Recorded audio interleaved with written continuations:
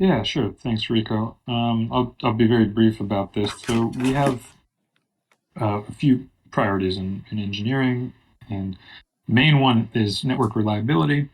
We feel that the network is in a good place now with the new configurations that we rolled out. We still need all the validators to upgrade to the latest version, version 5.0.11.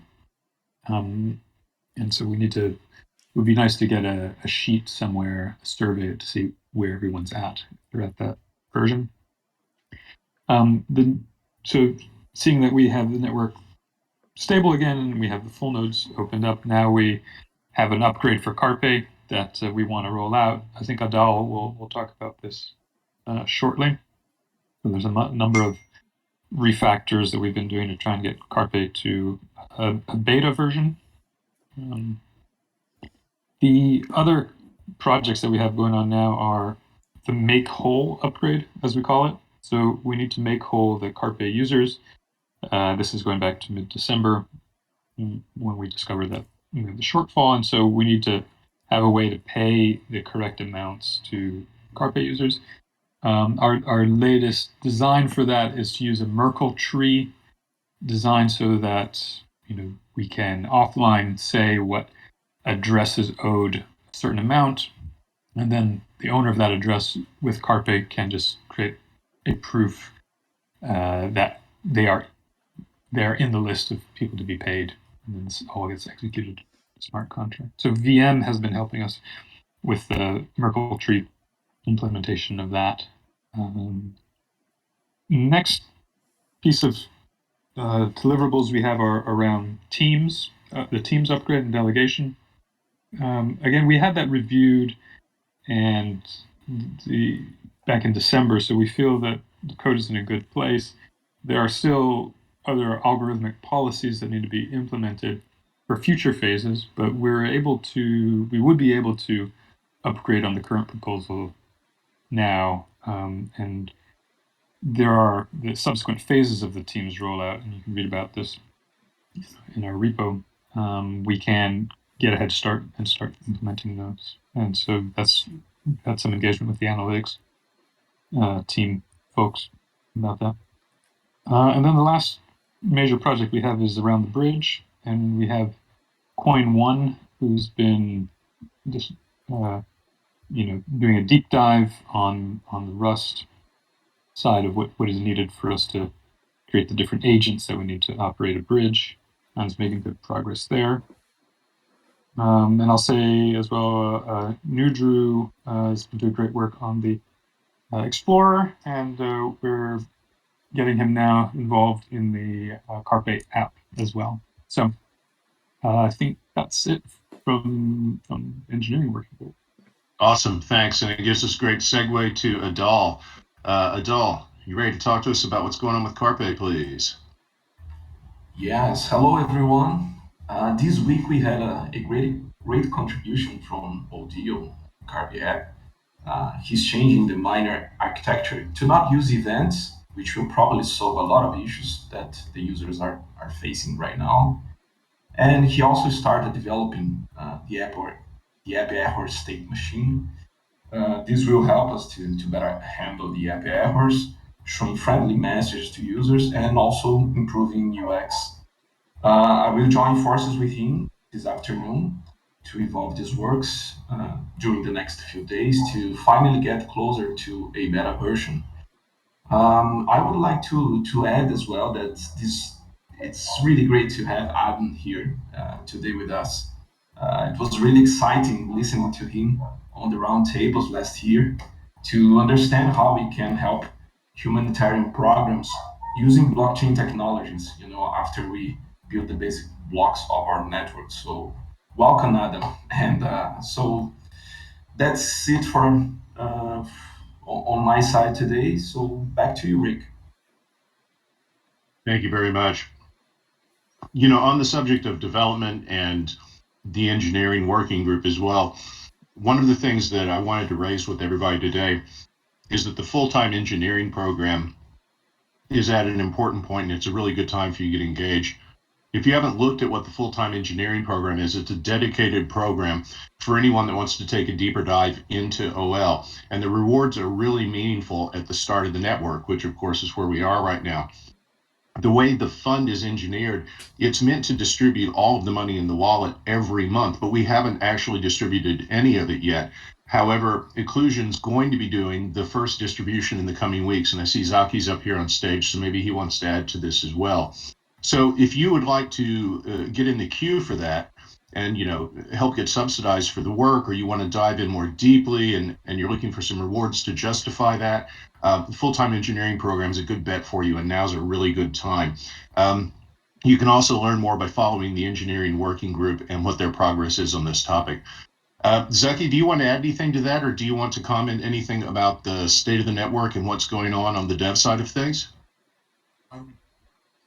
Nothing in particular about the dev side of things. I think the coverage of the team's work was pretty good. The yeah the general main thing is that we are intending to start making these distributions. We want to continue. We are mainly the question is if there is work that needs to be funded, like in terms of open Weber tokens, let me know, let Rick know. Like we'll be able to we want to ensure that no one is blocked on like, hey, I want to do something for the network, and I don't feel like I would get compensated in tokens. So we just want to make sure that like no one feels that way, and like there's a clear way to get things moving. We've paid out bounties through the Inclusion Engineering Fund on a fairly as we've been going, and so there's lots of opportunities there.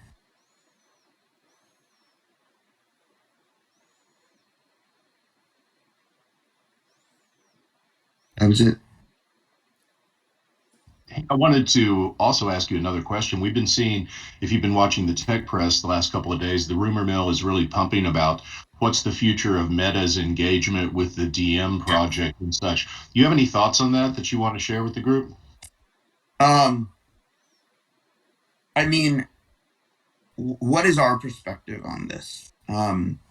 One thing that we've observed is we have observed like since the beginning of the year, like a real drop off in sort of activity on the sort of main upstream DM repo.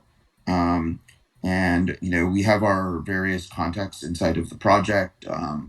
One of the things that we are probably there's like an evolving picture of like what is this a successor to this code base look like, and how's that going to evolve? And there's a lot of discussion with counterparties and about how we can do this. We've been very excited about what the Miston Labs team has been doing in terms of taking Move and the DM stack forward. And so that's very exciting for us. But we are observing and participating in this conversation, and we think we are in many ways sort of a logical successor to the sort of DM association as the stewards of this code. There was a question that was asked me in one of the Discord channels just this week saying, oh, hey, if Meta stopped supporting DM, is that bad news for us? And I made the argument that no, it wasn't, that this code set lives on. Do you have anything to add on that point? I think it's a really interesting question. It's obviously our engineering resources are a tiny fraction of what Facebook has been spending over the last 3 years. And it will be an interesting question as we continue to evolve what we do with this code base. But if it is true, if it is the case that Facebook's involvement is kind of at the end, I think there's still a lot of this is a very valuable code base, and we will continue to take it forward. Yeah, and then things like Miston Labs as well, right? Yeah, I mean there are people raising there are people who've been raising money and building teams, continuing to evolve this code base. And so, there is going to continue to be an open source community around it. If anyone in the audience is not familiar with Miston Labs, that is a new startup funded by A16Z that came out of the DM and Novi team and includes Sam Blackshear, who is widely credited as being the creator of the Move language. They've already announced an intention to be working on an L1, but their L1 has a very narrow focus. They seem to be focused on the NFT market. And everyone on that team is very, very interested in keeping Move alive and getting it up and running as a separate project. And I think that that's definitely going to be reality. And that is, of course, good news for us because we are the public permissionless home of Move. All right, so next up on the agenda was just a really quick update on organizational process, and I also wanted to open this up for questions as well. For those of you who have been following, and for those of you who haven't, the governance working group and the coordinators working group have both been really trying to focus some of their initial efforts on bootstrapping the organization of the community. As you all know, we launch in a purely decentralized fashion, so there's no foundation in place, there's no structure in place, and we've got to create that ourselves. And so it's a bit of a lift, and we've been making, fortunately, good progress. There is a draft set of parliamentary procedures that is out right now that includes important things like who is eligible to vote in working groups, how are votes calculated, and it also proposes an interim process for community voting as well. So it actually has quite significant implications for short to medium term governance of the project. Realize our long-term aspiration is, of course, to have all of this on chain. We're not in a position to be able to do that right now. We need to actually get those processes sorted out, debug them, live with them for a little bit, refine them, and then move them onto chain and commit them to code. So that is the plan right now. This is important early work. There is still considerable discussion about moving to a DAO structure for the project. That seems to be the logical way for us to go. But again, there's a lot of things that have to be done for that to happen. The parliamentary procedure doc is floating around. There have also been some discussions in various channels about what's the right sort of DAO structure for us going forward, et cetera. I can't recap all of that here. It wouldn't make sense. But what I do want to do here is I want to open it up to the group. And if anyone has any suggestions, why aren't we doing X, or why don't we do it like so-and-so? We'd love to hear it. I mean, we're open to that at any time, but I've got this forum with all of you in one room at one time. So I wanted to pose the question to you. If you've got suggestions, proposals, or questions about why we're doing something a particular way, now's a good time to ask them. So I just want to open it up to the room right now. We'll take a few minutes on this, and if no one has questions, then we'll move on. If you have a question, raise your hand. I'll pull you up here on the stage.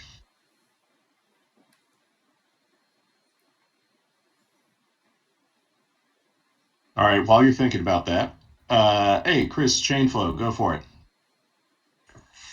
Hi, I had a question regarding the organizational structure. Is there any work being done thinking about validator liability in the context of organizational structure?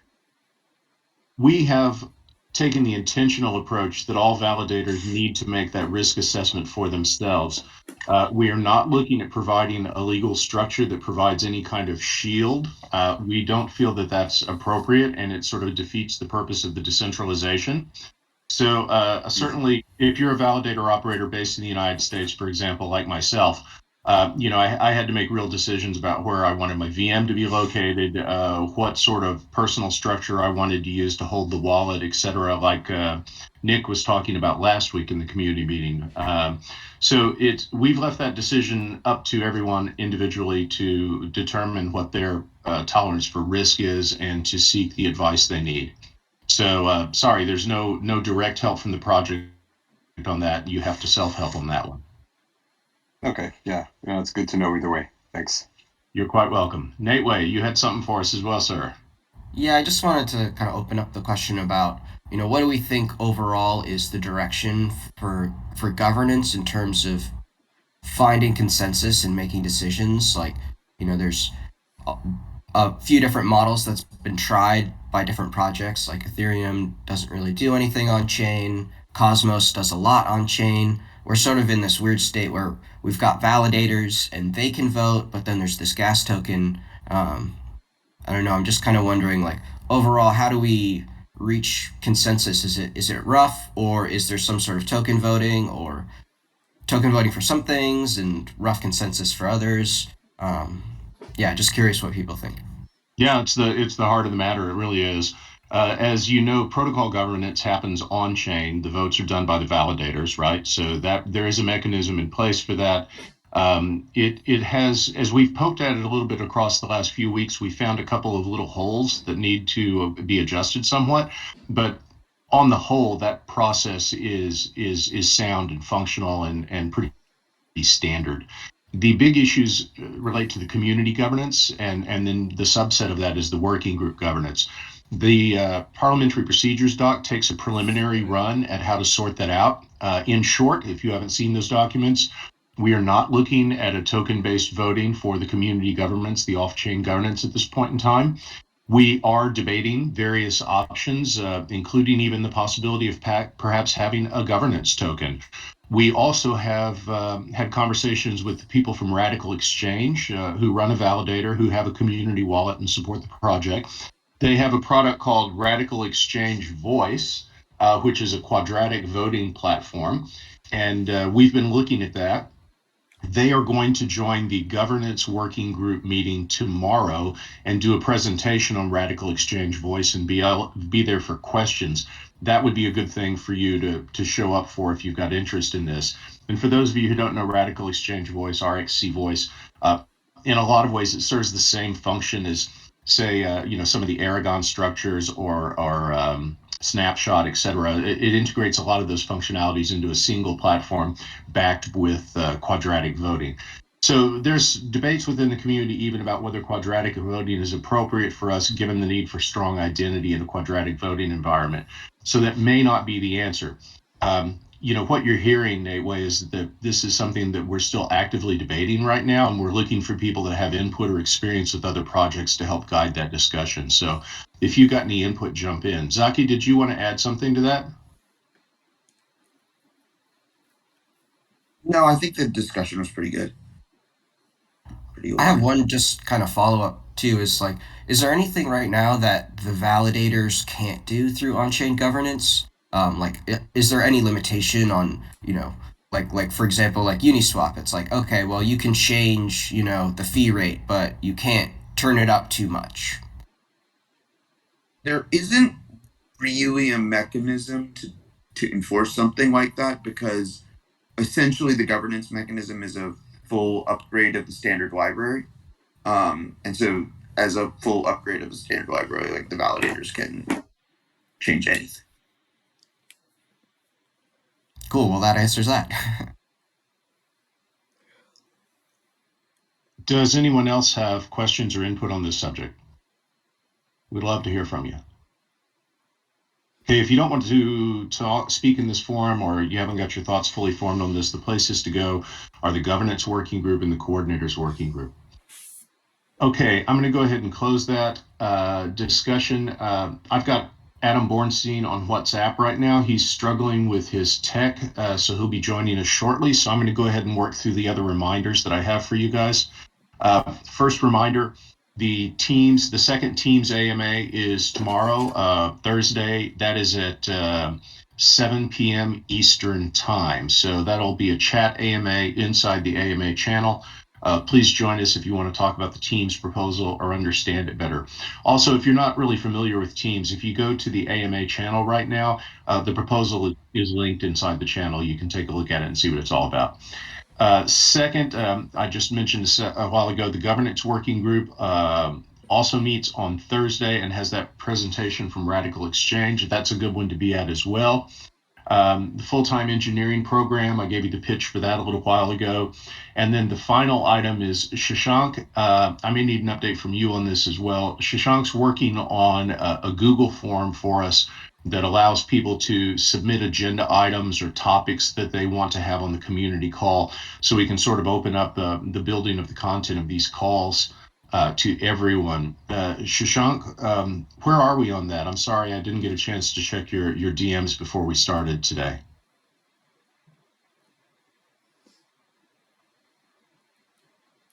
Okay, we've got you on stage, but you're muted. Yeah, I have the form ready. I'll just share it on the general channel in the next few hours after going through it with you.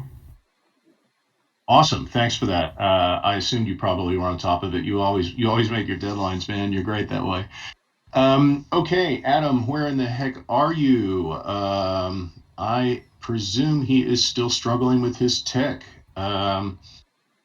So we usually have an open question session at the end of each of these meetings. So I guess we're going to do that right now. Does anyone have any questions, any comments? Now is your time while we wait for Mr. Bornstein to join us.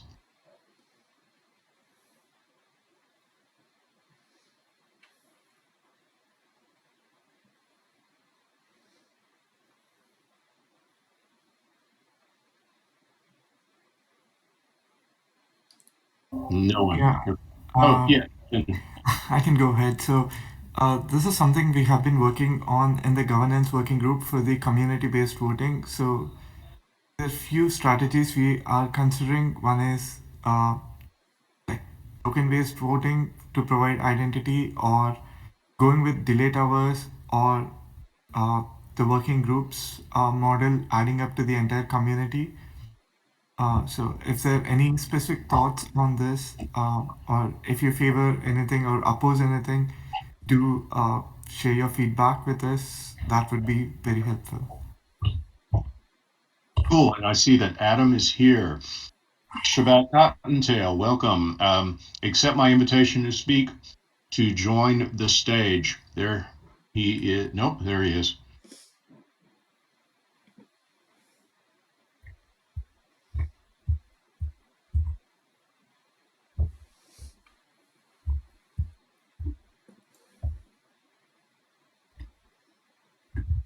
You should be able to right click on that and see a join the stage option.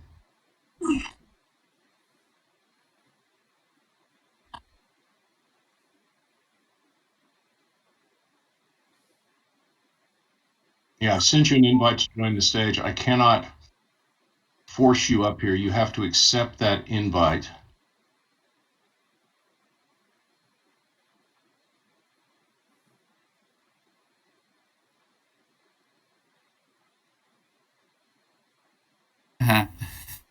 Hey, there he is. Adam, Sorry about well, that. no, sorry. This is good. This is good. You missed Adal singing your praises earlier. I'm going to do a little bit of an introduction here, but then I'm going to hand it over to you because I can never ever remember what your title is. Ladies and gentlemen, welcome Adam Bornstein to the stage. He's a member of our community. He works with the Danish Red Cross, doing some of the most innovative financial work in the humanitarian space. And I say that quite seriously. He's doing some really interesting blockchain and alternative finance approaches that are, for the humanitarian sector, super, super edgy. It's a pretty conservative sector, yet he manages to pull it off. Also, the Danish Red Cross has been supporting this project from the beginning and holds one of our community program wallets focused on humanitarian relief. So, Adam, I'll hand it over to you with that very brief intro and let you tell us more about why you guys are involved in OL and what you aspire to do with that community program. Great. Thanks, Rick.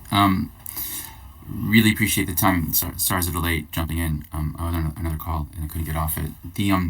So our journey started, I think, back in 2019, really early on when I was still living in Ethiopia, and what we were looking for was a way to engage early on in a new level one tech blockchain where we could be part of the governance structure, but also start with the community from the beginning so that we could at least inject some of the humanitarian principles into the ethos of the group. The problem with that, of course, is that you don't want to get too far on the humanitarian side or the nonprofit and lose the essence of entrepreneurism and being able to move quickly So it's been a bit of a balancing act for us from the perspective of how do we bring value, how do we step back without overemphasizing too much of the humanitarian principles, um, and really focusing on neutrality and do no harm. And over the course of the last, I would say, 2.5 years or so, we've developed our own program, while kind of stayed in touch with the developers of OL. And where we've gotten to is to kind of narrow down the important attributes of how blockchain can infuse in humanitarian work. Initially, our work started with community inclusion currencies, which now has 300,000 users buying and selling goods, trading, using digital tokens in Kenya, and now we're moving into Cameroon, and we've moved it from sort of a response mechanism and relief to something that's in conflict situations. So working with like Boko Haram and things of that nature as to like how do you work with people on the move. And where that naturally brought us into is around identity and credentialing, and specifically around like zero knowledge proofs. And I think that as we take this forward, and I'll kind of wrap up here, what we're really looking for is to be able to credential our beneficiaries, people who are on the move. They could be refugees, they could be migrants, even community users, how to credential them in an anonymous way. And what's really interesting about this is that if we think about how to provide healthcare, for example. So in Somalia, we're now working with individuals who are coming out of Kenya and other refugee camps who are also internally displaced within these countries to be able to provide them with healthcare. But because of some, whether it could be religious, it could be cultural, it could be gender, there could be all sorts of reasons why they may not be able to access health, or even let the government know who they are for certain reasons, then they can't get the healthcare that they need. And so what we're trying to do now is to figure out a solution that, one, would blend insurance, and then would also blend credentialing, like zero knowledge proof credentialing, so that we could set up these type of networks, not just in Somalia, but across Africa. So anybody can show up, get credentialed or be credentialed in advance, show up, get validated, and then receive some kind of service. And what's interesting about this too is that it helps on the efficiency and effectiveness of donor funding, because we know for sure who they are, what kind of service they're getting, and then we can measure performance. So it's not just, for example, a doctor who's prescribing malaria drugs for someone who has a fever, right? That's a waste of commodities. And so once you get to that layer of bringing blockchain into that level of credentialing, you can also think about supply chain and warehouse management, and that even takes you into green and resilient green energy and the energy transition. So moving from like carbon-based fuels over to something that's a bit more renewable. And that transition itself is going to be quite long. So we're looking at really the trust and the identification as a really interesting place for us to push, and I think that OL from the community can play that role. Over. Thanks. That's super helpful to see that perspective on this. Is the Red Cross working at this really fundamental level, providing support, running a node for any other L1s, or are you focused entirely on us? The from the Danish Red Cross perspective, only OL. That's the crew that we hooked up with from the beginning, and we've stayed involved. Our community inclusion program works on something called Bloxburg, which is a university network, and I guess another attribute is around the idea of gas fees and how much it costs to do transactions on blockchain. And if you're working with the lowest denominator or working with those who are most fragile and vulnerable, they don't have a lot of extra currency around or liquidity to be able to make these transactions. So we need to somehow augment them. And on top of that, the technology around USSD, like handy phones or SMS messaging, can be very expensive.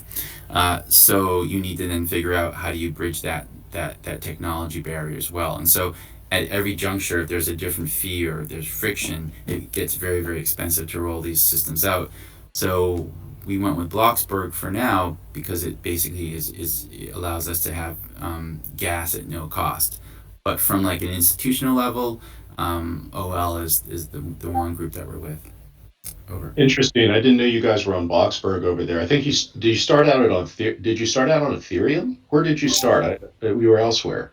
Yeah, so in 2018, we were on EOS, Yes. and then we went to XDAI, and then from XDAI we moved to Bloxburg. And a lot of the reasons that we kind of moved around, this is my perspective, and it may not be the most accurate, but this is the one that we lived, was that one, when you bring a humanitarian organization into a commercial platform, it becomes a use case, and that use case becomes marketed, and then you start to raise money in the back of that, when in fact there's other kind of things going on below. So it gets predatory in some ways, and I think that there's an adjunct to this, which is when you have other layer ones or even cryptocurrency organizations, or I guess tokens, who will then kind of give lump sum fees to, say, CARE or to other groups. Um, that's kind of marketing dollars. You're essentially selling ad space. And so what was happening quickly was that organizations were selling humanitarian organizations were selling ad space, right? And we don't want to get into the ad space market, so we don't accept any kind of lump sum fees from any organization, unless we're period. And so that's why we had to move around to the right chain. Cool. And you are also the manager of a community program, the Red Cross Humanitarian Fund. That's a community wallet that I believe all of the validators are contributing to. What are your plans with the funds inside of the Red Cross Humanitarian Fund? So we'll allocate it in roughly in the following way. 50% of the funding will go towards sort of new startups and ventures that are in the humanitarian space that are moving towards this a way to disintermediate the financial intermediaries or the traditional networks, to be able to allow small community organizations, savings and loans groups, and things of that nature, or even nonprofits, to stand up and have their own kind of financial freedom, but also to be able to access different types of pool of capital and investment products and tools, for example, zero knowledge proofs, and the other portion of it will go towards projects that are more or less working with the Red Cross, or it could be maybe another large humanitarian organization, but it's meant to really transform how we operate as an organization. For example, I've mentioned zero knowledge proof quite a bit because it's really top of mind, but it's also something that could systemically change how we operate. Traditionally, we look at pulling in information from individuals, and you have it on an Excel spreadsheet. They need to provide different types of identification, and that's not always perfect. But if we can find a way to credential individuals, then honestly, it will be a game changer. And how we get there and what that looks like is going to be it's going to take time, and it's going to require resources. So I think that's sort of the overall mix at this point. But because we are a community, totally open to suggestions in how we allocate funds. Cool. Thanks for that. I'm going to go ahead and open it up to the audience now. If you've got questions for Adam, now's the time to ask him. You probably should dig in a bit on some of his cool alternative finance approaches he's working on with the Danish Red Cross. Anybody?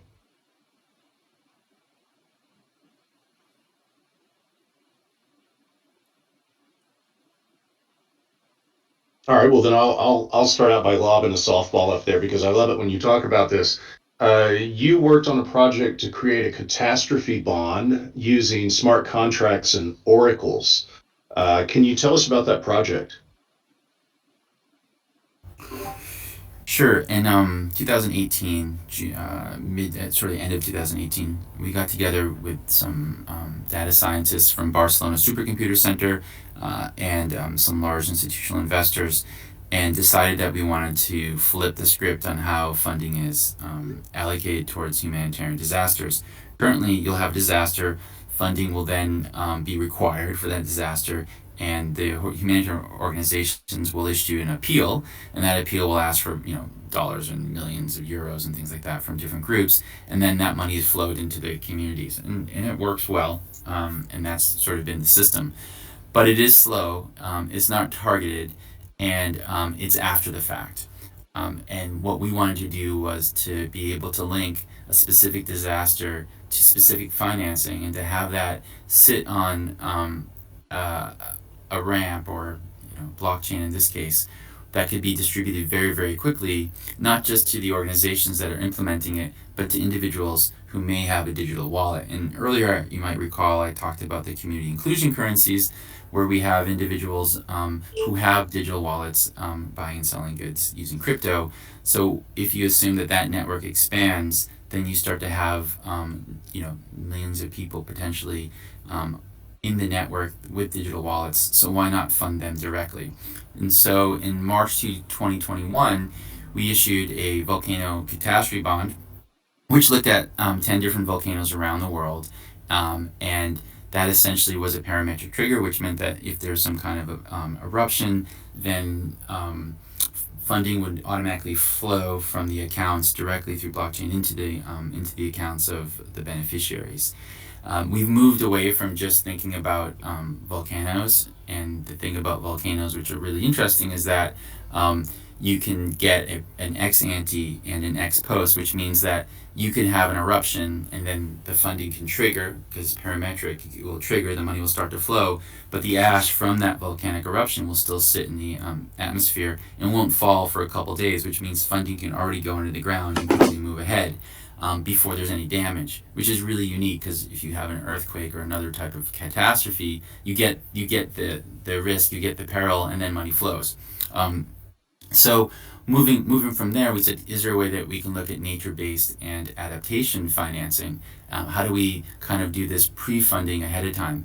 So what we've done now is we set up this insurance company in the UK, which is how we issued the Volcano Cat Bond. So the Red Cross is now an insurance company. We got it ESG accredited, so it's a green bond, if you will. And then we placed it on a stock exchange in the UK. And what that was important to do was to show that we could do a commercial product. We could then get institutional investors to subscribe to it, and then to have it sit on the blockchain, because the cat bond itself was issued on a multi-ledger, and from there we were able to put the institutional investors on nodes who were able to buy and sell goods directly on that node. So what we're doing now is we're taking that idea of having an insurance company and then applying it a bit more to become like a humanitarian bank. And the idea being, how do we use trust funds and things of that nature to be able to pool capital, like billions of dollars from large funds that have been collateralized in different pockets, because investors need to, collateralize their investment, which typically is, maybe done in treasuries and such. But how do we pull money from those collateralized bank accounts, turn them into humanitarian bonds that are now green, because we're issuing it through a green entity or an ESG compliant entity, and then use that to finance our projects. So moving from like insurance into banking is kind of that logical step, and that's what we're working on. Being able to have this on blockchain, and to be able to have that credentialing that I mentioned before, to be able to have access to DeFi and other types of solutions, allows us to kind of like bring different products to those on the ground that may not have access to them. I saw an NFT angle on the Volcano Cat Bond as well. What's happening on the NFT front? So what we did with the NFTs, we started off by creating two types. One was a tombstone that we gave to institutional investors with the block number and the transaction, the hash information on it, which became an asset for them to hold on to. And the idea being that became like a green NFT that potentially could be traded amongst others who would want that exposure to the volcano. So for example, if you're an insurance company and you're holding that NFT, you're the one that like sponsored that project, and thus you can have that associated like impact from there based on that NFT and proof of it, because it's hashed. The other one we did was a bit more interesting, which is for consumers, and we essentially created a beacon that echoed all the data from the volcanoes in our universe, and it would reflect any kind of activity that was taking place on the ground. So if a volcano was erupting, then the NFT would start to rumble, and if it really got going, then it would start to smoke and lava would come out. That's a really interesting product because I'm not sure if there's been a real. I know there are adaptations, there are adaptive NFTs that work off algorithms, but this is taking real time data that moves the NFT based on what's happening on the ground. And we feel like that was something that would be really different and new to kind of stimulate the environment, but also to kind of spark some kind of donations and funding. Because as you know, when you start issuing NFTs, the artist or the creator of it actually gets that residual income. And so as the as the eruptions start to take place, you can see real value, and in your mind, or you can demonstrate money is flowing from the pot of cash that was raised directly to those on the ground, so that NFT becomes valuable, right? It's like it's also an ESG in some ways. I mean, we can take it that level and get it securitized, but that's the idea, and that's kind of what we played around with. Over. Brilliant. I love it. You've got to launch those on OL in the future, though. All right, we are down to the last few minutes. Does anyone have any questions? We've got time for one or two. I think you can see that with somebody like Adam involved in the project, and with the backing of the huge footprint of the Red Cross, we could do some really amazing stuff here. And with funds available from the Red Cross humanitarian wallet to help subsidize startups and people who want to pursue things that have humanitarian bent and do some social good, all the pieces are in place. We just need people to get excited about this and start building. Yeah, I think there's one other thing, Rick, that's really interesting. Yeah. And this is also this idea around savings groups and chamas. So today, for those of you that might not be familiar, a chama is a savings group that's made up of maybe 10, 20 individuals who pool their cash and then lend it out and earn some kind of return. It could be like 10% a month, it could be 15% a month. But that's kind of how a lot of developing countries work in these communities where you just pool your funds and it becomes like a merry-go-round. Today you have a system where the chama is like the entity, right? And then the members themselves are giving into that. But there's a bigger idea, which is not my idea in terms of this thought where Web3 or this next level of the internet or blockchain and such, where the wallet becomes the entity, right? The wallet itself is the bank, as opposed to the bank is the bank. And so if we can actually turn the wallet into that kind of like chama, so every member is their own chama and they can choose how to put their money to different organizations, right? That itself is really interesting and powerful. And I would love to see, and I guess there are some plans around, within OLs, how to build the wallet, which is the bank. And that would really transform how we operate. And, if you then link the different types of funding streams directly there, if you create like DeFi type products or other products that would enable these individuals to invest their own funds as their own bank, then that is transformational. Of course, it requires the infrastructure on the ground to kind of like leapfrog a bit and get more developed. But to me, that would be very, very interesting as well. Over. Thanks for that. Okay, we're down to our last couple of minutes here. I'm going to try to wrap us up on time because, for example, the Branding and Comms Working Group starts at the top of the hour. Adam, thank you very much for coming and sharing all this. Every time I hear you talk about these things, I discover something new that you're doing that I didn't know about. So, hats off to you, man. You're doing great work. And thanks to everyone else that came up and presented and shared updates and shared thoughts today. We will reconvene next Wednesday at 8 o'clock Pacific, 11 o'clock Central. And Shashank and I are going to take turns at the helm of the community meeting. So we're doing it a month at a time in rotation. So this is my last meeting as the leader of the community call until March. Shashank is going to take over the hot seat for the month of February. So thank you all for coming. I'll see you online. Come join a working group and contribute, and have a great day, everybody. Bye-bye.